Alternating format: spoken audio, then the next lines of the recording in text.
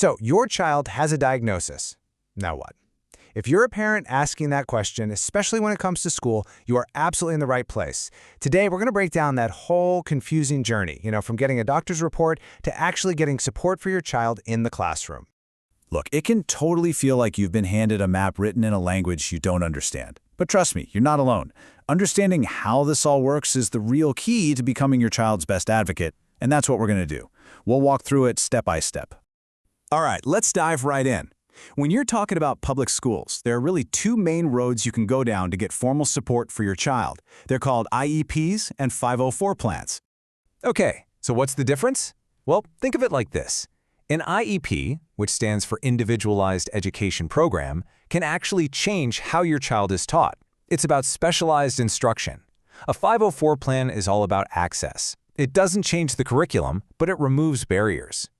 Things like giving extra time on tests, or maybe a quiet place to work, so the student gets a fair shot at the same education as everyone else. And now we get to what is, without a doubt, the most important idea in this entire process. Seriously, this is where so much of the confusion comes from. It's the critical difference between a medical diagnosis and what the school calls an educational need. And in the school's eyes, they are not the same thing. Right. A doctor's job is to diagnose a condition, but a school's job is to evaluate the impact of that condition. So you can walk into a school with a piece of paper that says your child has ADHD, but that paper alone doesn't automatically unlock services. The school has to answer a totally different question. How is that ADHD actually affecting this child's ability to learn right here in this school? For a 504 plan, you're going to hear this phrase a lot: substantial limitation. The law asks if the disability significantly limits a major life activity, and that can be anything from concentrating to reading to breathing. And guess what? Learning is considered a major life activity.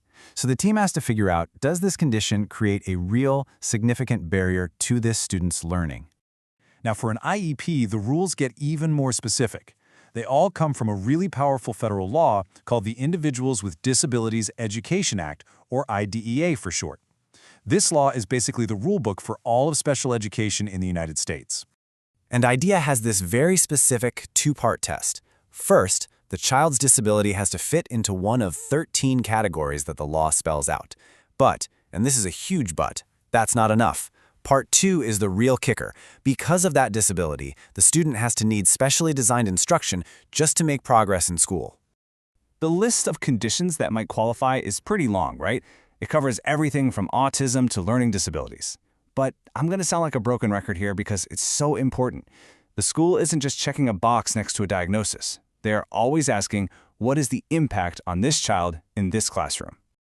So, if the diagnosis isn't some golden ticket, then how does a school actually figure out what the impact or the need is?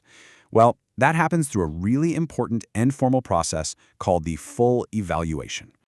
The whole thing follows a pretty clear path. It all kicks off when someone, and it could be you, a teacher, or even a doctor, makes a referral asking for an evaluation. Once that happens, the clock starts ticking, and the school district is legally required to take a closer look. And let me be clear, this is not just some quick checklist. It's a real deep dive. The law actually requires a full and individual evaluation. That's your child's right, and the whole point is to get a complete 360-degree view of who they are as a student. So what does full and individual really mean? It means the school can't just base a decision on one single test score or one person's opinion. Nope, they have to look at the whole child. They gather all kinds of data, from academic tests and teacher reports to health records and, crucially, input from you, the parent. Okay, so once all the testing is done, all the observations are finished, and all that data is collected, it's time for the main event, the eligibility meeting. This is where the team gets together to put all the pieces of the puzzle together and make a decision. And this meeting has a very specific guest list. It's not just a casual chat. The law says exactly who has to be in that room. You've got teachers who know your child, someone from the school district who can actually approve services, and a specialist, like a school psychologist, who can translate all that testing jargon into plain English. But hang on. Did you see who's right there at the top of that list? You are the parent. Your seat at this table isn't just a suggestion, it is required by federal law. You are an equal contributing member of this team. Why? Because no one on earth knows your child better than you do. So in this meeting, everyone lays their cards on the table. The team goes through all the information, connecting the dots between test results, teacher reports, and your input. They're trying to answer that one big question.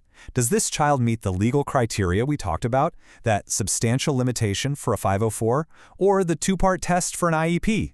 Okay, so let's wrap this up. If there is one thing, one big idea to take away from all of this, what is it? It all comes down to this single word: impact. Eligibility for school services is never just about the diagnosis. It is always, always, always about the impact that disability has on your child's ability to learn and make progress in school. That's the lens they have to look through. So when you walk into that school meeting, you can feel confident. You know the process. You get the difference between a diagnosis and an educational need.